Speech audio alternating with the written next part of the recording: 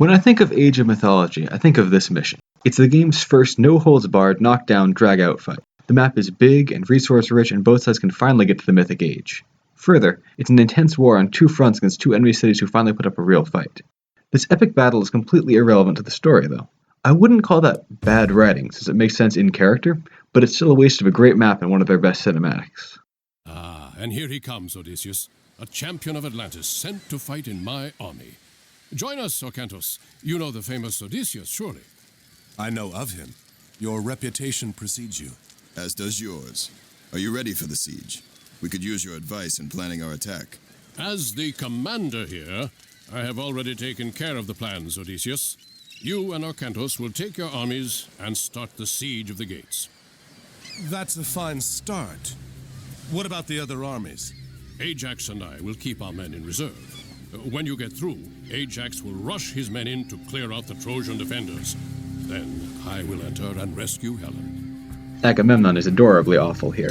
In the Iliad, he was painfully awful instead. Beating this mission fast is going to require a lot of micro, and a creative and effective but very difficult strategy I concocted. It's going to be an intense 15 minutes here. I'm going to attack both enemies at once. For that, I need a transport ship, fishing ships too.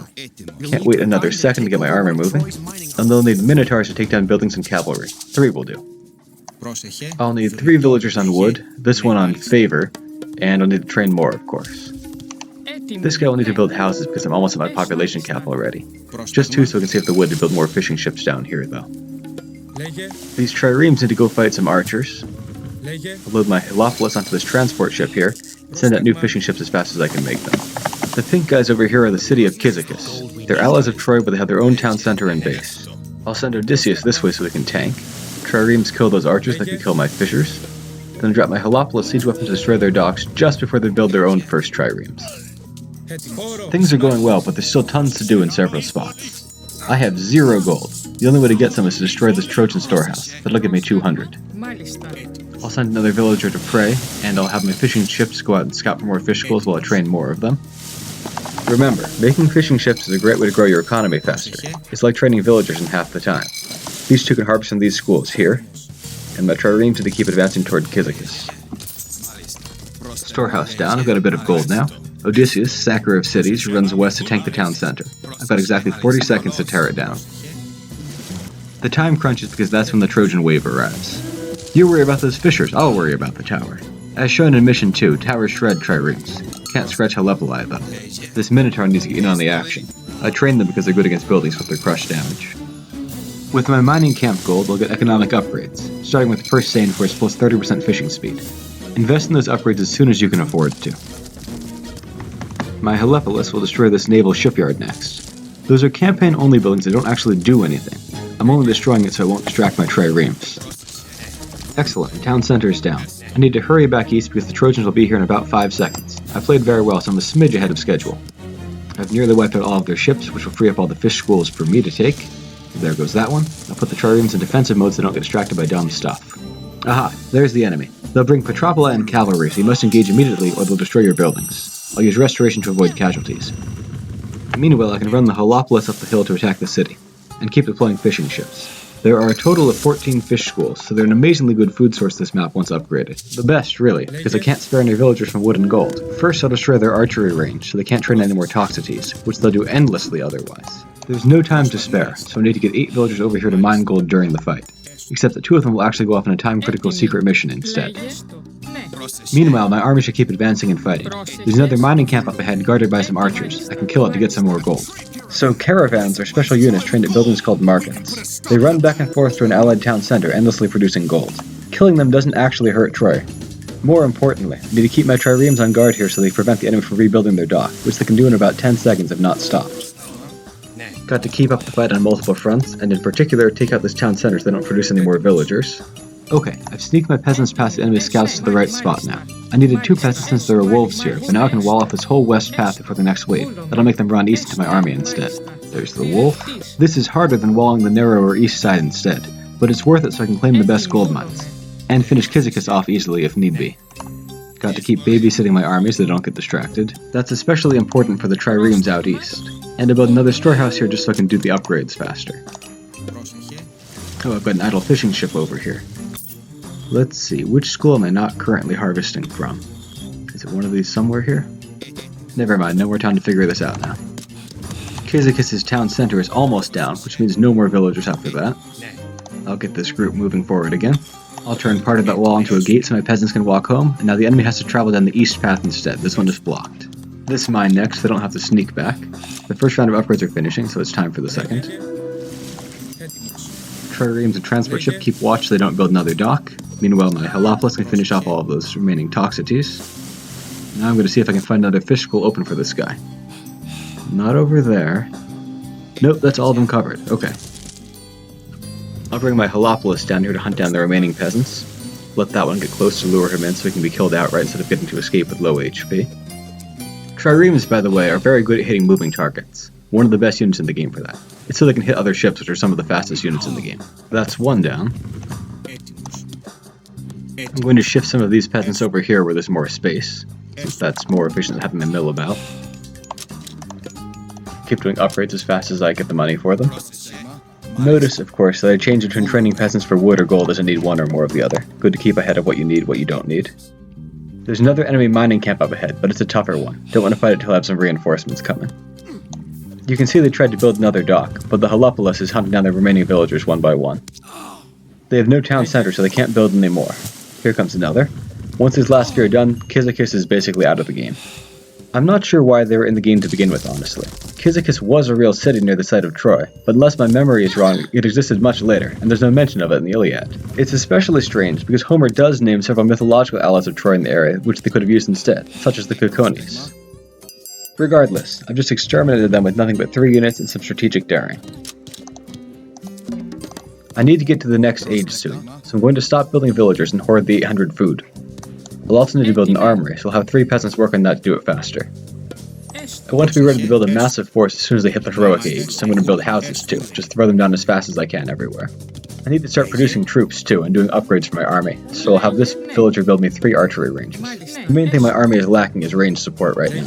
The Trojans send big waves this way at unpredictable times, which is why I don't try to colonize it. There's just one more peasant to kill anyway. If I can just dodge around and kill that one peasant before they finish that dock, Cyzicus will be out of options. If they're allowed to finish this, it'll undo a lot of my work, because they'll be able to train triremes constantly. They're not an existential threat, but they bog you down wasting money to defend your fishing, and it's hard to take them out because they'll have 40 to 50 Toxicities just standing in their base. That's why my strategy to, yes, take them out immediately is best. It's okay if that raiding force dies now. I finally have time to say that we're playing Zeus, not Poseidon this time, so there'll be different age-up minor god options.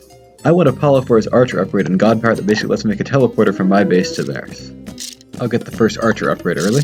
The game says Zeus is an infantry guy, but actually his main thing is myth units. He's got a huge 40% favor generation bonus that makes him unmatched at massing them. I need to start fighting again if I'm going to win quickly. The Minotaur upgrade actually lowers their cost as well as toughening them. I didn't get it at the start because I had no wood to spare, and I needed Minotaurs out and fighting with no delay. There is no such thing as enough peasants on this mission. I can't stop the Trojans from destroying one of my fishing ships with their catapults over here, but that's okay, as long as I never get to rebuild that dock, which they won't. I can tell you about Minotaurs while I keep advancing.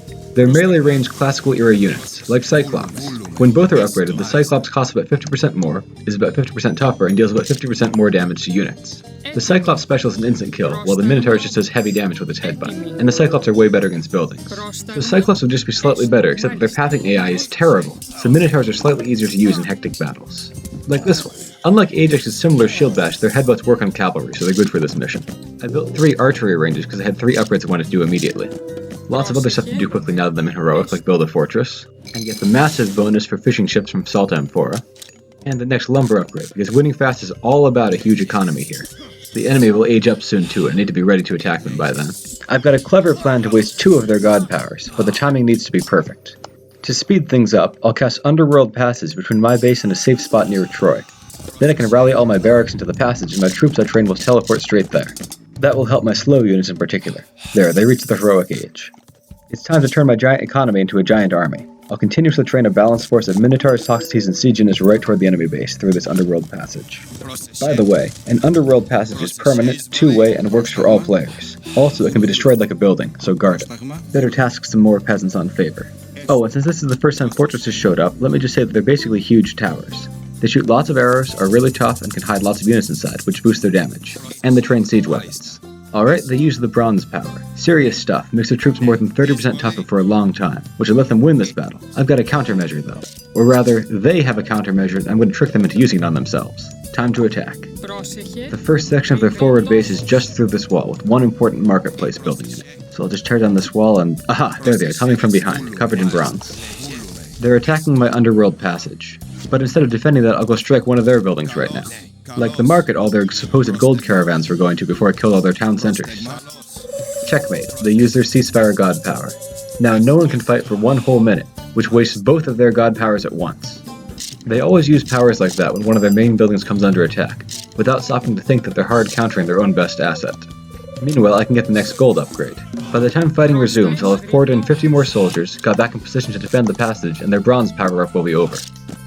Better get all these archery ranges back in continuous training. Massive income is no use unless you have enough barracks to convert it into soldiers rapidly. And make at least one more archery range. The biggest reason I walled off the west path and fought down this east one instead of vice versa is to get these amazing gold mines when my small ones ran out. As a side note, bronze only affects one large area of human soldiers, not myth units or heroes. Their hoplites aren't bronze because they're either newly trained or weren't in the cast area. Let me also remark that although the game keeps telling you that cutting off Troy's caravan routes and taking their gold mines will cripple them, I've never actually seen any effect. I now control all gold sources, but they keep training armies of expensive units like Hippicans anyway. Alright, ceasefire over, my troops are going to slaughter them. In this game, it's often more important to micro your economy than the battle that's going on. I'm going to start training siege units along with more archers so I can keep my momentum. Quarry is finally finished, upgrading my gold production. Now it's time to look at the battle. Most of my units are already fighting effectively, because they were well positioned when the battle started. These peasants though were supposed to build a storehouse, but it got wrecked. I'll have them kill off that Hippican, then they can build it safely. It's useful to remember that peasants in this game may be fragile, but they actually hit fairly hard. I'll just keep advancing my army into their base here. I've got plenty of minotaurs to make a sturdy front line. And my mouse stopped working properly. I can't select my toxicities by double-clicking on them. That is really a big problem during this battle. Whatever, it's a setback, but I'll have to make do with drag selecting, I suppose. It's a big problem. I needed them to get into that fight earlier. No, do not build. Man, I've had to deal with 6 different crashes and now this while making this video. Okay, Underworld Passage, target this way. To win fast, you have to tear down the Trojan Gate fast, and that means lots of siege weapons, so I'm going to train more Petropoli back here. I cannot say too many times that you cannot have too many villagers on this level. Because I can't select my troops properly, I can't control group them properly. Because I can't control group them properly, I can't micro them to attack the right targets properly, which is hurting me in this battle quite a lot. Since I only have a few Petropoli, I can control group them easily at least. Which is good because I only win when I get them to destroy the Trojan Gate, but first these other towers in the way need to die. I also need to get ready for a massive counter wave of cavalry, about 20 or so. Petropoli destroy the tower, Minotaurs destroy the gate because they can reach it. I do my best to have my archers focus fire, but it's hard when I can't select them, right? Better late than never, here's the intel on Greek siege units. In Heroic Age, the fortress can make Petropoli, in Mythic it can make Helopoli. They have low list damage but fire 3 shots at once and deal quadruple to buildings. Petropoli do more damage cost effectively, and are much more feasible to use because they have massive range instead of short. They are much more fragile though. Like with town centers, special music plays when you attack enemy fortresses. You can see I'm running low on resources. That's a good thing, it means I'm using my huge economy to its full potential. That's why I'm running over the enemy even though I can't micro my troops properly. I'm trying to have the siege units tear down the fortress and the Minotaurs fight the human soldiers, but it's tough right now. Temple doesn't train much, so it's not a real priority. Okay, and here comes their long-awaited giant cavalry wave. I count about 25 Hippicans in there. But I was ready. My Petropoli were safely behind my lines where they couldn't get to them easily. This wave, by the way, would cost more than 2,000 gold, not even counting upgrades. I've got to try to keep my archers focus firing, get my wandering Minotaurs back into the fight, and above all keep them away from my Petropoli, but keep the Petropoli firing. I am very close to a personal best right now, and I don't want to lose that by losing my catapults. Hippicans are very serious units. Fast, stronger than hoplites, and very resistant to arrow fire, but they're infeasibly expensive for a human to build most of the time. As you can see, they love to target your Petropoli, but I can exploit that.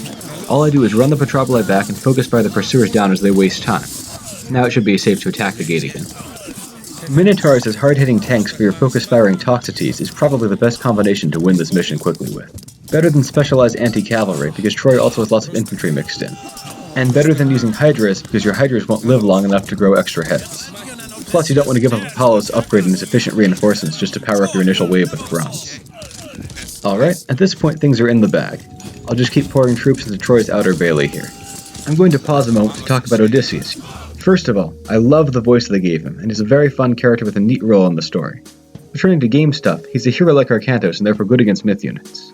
But he's basically worse than Arcantos in every way. He has worse hit points, worse damage, and no special ability.